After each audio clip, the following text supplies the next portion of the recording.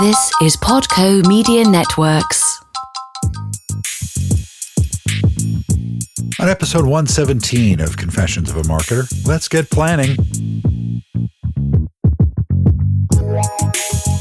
Hi, it's Mark Reed Edwards. Welcome back to Confessions of a Marketer. Danielle Savin of Capgemini is back in to continue our chat about marketing the holidays. We'll get to her in just a moment. Next time, Justin Christensen on optimization. Rob Patterson of AWeber is on deck to talk about the state of email marketing. Nathan Hirsch will help us pick the right freelancers, and Philip Stutz will discuss the politics of marketing. Plus, we have former SVP of Overstock.com, Jeff Atkinson, in for a chat about SEO. We also have Jeff Hahn, who's principal of Apron, an agency focused on marketing and PR in the food business, coming in soon to chat about that interesting area of the world. We also have Jeff Hahn, who's principal of Apron, an agency focused on marketing and PR in the food business. And we will be speaking with Mel Edwards, global CEO of Wunderman Thompson, shortly after the new year. A lot of great stuff in store, so stay tuned. All right, back to Danielle Savin. We talk about some retailers of the past, some lessons learned, customer experiences, what retailers can do to prepare for next year and the 2020 holiday season, including things like voice search, SEO, cashless payments, AI, predictive analytics, and, of course, the importance of data. But to start, I reminisce about working for a retailer early on in my marketing career. So let's get to it. I was at this retailer called Lechmere in the late 80s, early 90s, and that's where I worked for the CEO. And they had a very sophisticated mainframe computer, and they knew a lot about their customers. They had a credit card, and they could correlate, sales to people, and they had a circular that went in the newspaper every Sunday, and they were very scientific about the way that they approached the business of retail. Unfortunately, the company doesn't exist anymore. That's another story. That could be a podcast series. But the idea that sophistication in marketing is a new thing that came up with digital is just wrong. And so I think especially in the area you were talking about, cataloging and, sending a thick catalog to a customer, you have to be very sure that that's the right person to send it to, right? And so all the research around that, to me, is fascinating and forms the, kind of underpinnings for the modern digital age. I think those kinds of disciplines that were learned. Obviously, digital opens us up to, amazing possibilities, but understanding the underpinnings of it is really important. I agree. And I feel like we're in a more advanced place now. I felt like we got really dumb for 10 years. Yeah. That was one thing. And the other thing is just the lack of adaptation. I know this is so many years ago, and you had, and still to this day, we've had so many chapters in the last 2 to 3 years, even the last 12 months, of just names that have been around for 50, 60, 70 years plus that have closed their doors because the lack of adaptation. So not investing in upfront in digital, as far as a channel to sell was another, I think, mistake on many retailers' part. And many of them paid that price for them, the ultimate price. And then I think Amazon, has changed the game. Really now, when I work with clients, I say, we don't talk about who does the best in your category anymore. We talk about what does the consumer expect? Because whether if you're B2B or B2C, or you're selling luxury items or you're selling wrenches, the consumer expects the same thing. They expect what they're getting on Amazon. So you may not have the budget, but it's really how do you at least continue to evolve based upon what you expect as a consumer. So that's another thing I think that I'm seeing at least more adaptation of, but they've been fighting it for so long, especially retailers that grew out of brick and mortar.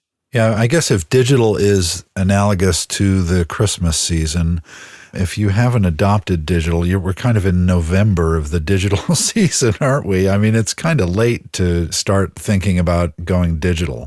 Yeah, I wasn't saying that. I was more just about my frustrations of being a Mm, consultant and a marketer for so long and watching, retailers like Gymboree or Charlotte Russe or Payless or Diesel or Sears or Barney. Well, Barney's a whole different thing. But like David Bridal, I can go on and on. And it's not that they didn't adapt. They didn't adapt fast enough and they didn't look where they should put their money. Or they yeah. were stuck in leases. It's just the adaptation wasn't fast enough or did not meet the expectations of their customer.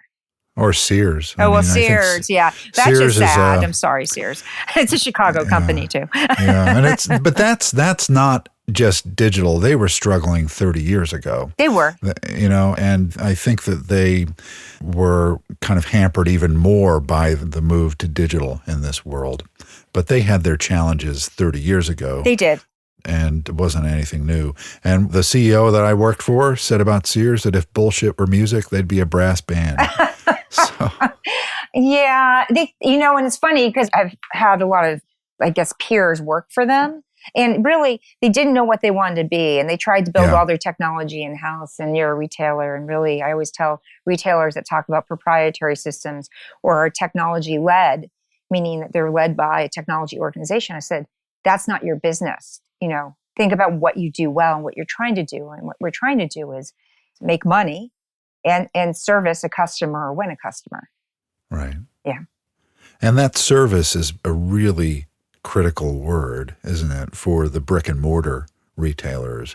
And I loved the quote from the CEO of Williams Sonoma, who said that digital didn't kill brick and mortar retailers. The lack of service killed them. I agree. When you go to a store, having a good experience is really important. And little things can make that difference. Yeah, no, absolutely. Being greeted at the door, having, checking out, having a good loyalty program, checking out and then looking you up. And that's why they're collecting your information so they can email you or they can SMS you. But really just feeling that you are special and that it's a good experience. I mean, Yeah. as a marketer, I know a lot of things and we're not looking at like Mary Smith, but we are looking at you as a segment living X amount of miles and that you like X, Y, and Z, and this is what you may do. But just really, having that type of service in your store. But that does expand to digital because people used to call it, I'm going to go into multi-channel or omni-channel, but really it's about the brand. So we Yeah. really like to say commerce now, but it's really that the customer doesn't care. They want to like buy where they want to buy. They want to return where they want to return. They want to go into their history and know what color lipstick they purchased from a store online. They really expect the brand to know this. And it's really been very difficult even for the brands that are doing it or the retailers are doing an amazing job even to keep up with that, just based upon that, technology can be expensive. Yeah. So let's turn our attention to next year. What do retailers and manufacturers need to do now to kind of prepare for the next retail year? Well, yeah, they're in budgeting right now. And so, what we're seeing as like trends, and a lot of these trends are repetitive and then they become really important. So sometimes they start out as bells and whistles. And I sort of brought that out with social selling. Social selling is really important depending on what you're selling and where your customers are. And I probably would have said, have it on your top 10 list 3 or 4 years ago, but it was emerging. But now it's table stakes depending on what you're selling. Right. Voice search, also same thing. I probably would have said a few years ago, yes, I think, Siri and Alexa and Bixby and other platforms that, use search, it's something you should have taken into consideration. But now, our whole SEO department we have a department around voice search because how I order something or look up something or find something or educate myself on something via how I speak to a device is different how I write it. And so it's really understanding that and teaming with an agency or having the right people internally to make sure that, you're coming up obviously first. And if your customer or a consumer is looking for what you offer. I think mobile payments, we've talked about a long time. It's not just PayPal.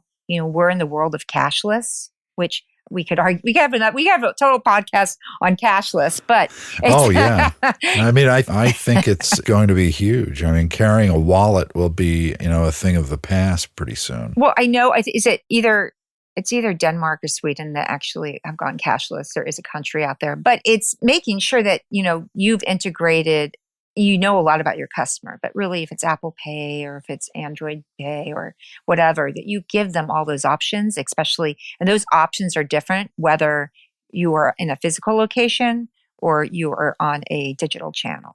I do see if you're in the business, and I'm happy to tell a story about same day delivery and on-demand economy, because they're expecting what Amazon does. And I will say I had a great experience recently on Nordstrom's. I think Nordstrom's does a great job. They're fantastic at cutting edge and really understanding what customers want. But I live 3 blocks from Nordstrom's, but yet I still go online to order. And they would go to my UPS store. That's how lazy I am in the winter in Chicago. So I got to the checkout and it said, for $10, would you like us to Uber this to you? And I'm like, oh, yeah. And that was an amazing experience. But things like that just resonate with me and really create loyalty. But that's, I think, where retailers need to be. What can they do? And, they just need to look at their customers and really segment them and treat them not individually, but definitely, create an illusion of treating them individually. Yeah. And that's all data, right? That's all. It is. It's all data. Data and structured data for voice search and things like that are critically important. Yes, they are. And And I would say data's always been important. It goes back to our days in catalog, but it's even more important now. And also just the expectation and the cost. What are you going to use with that data? And how much money did you spend in order to get that answer? We've kind of covered a little bit here, but are there any other trends that marketers need to pay attention to in 2020?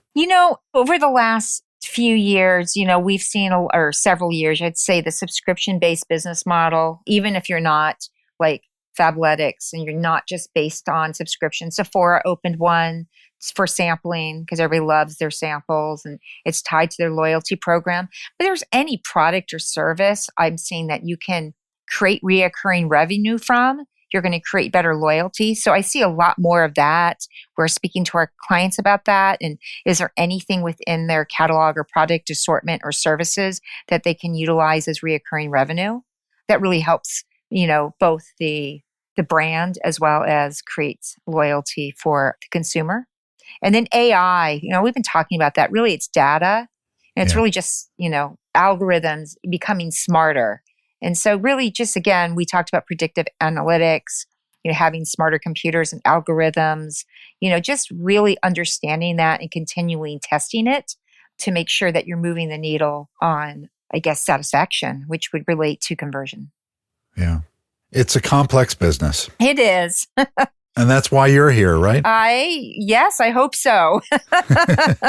Well, thanks for joining me, Danielle. This was really, really fun digging into this. And I'm looking forward to seeing how this holiday season plays out. From all indications, we're going to have a really good holiday season. Yeah.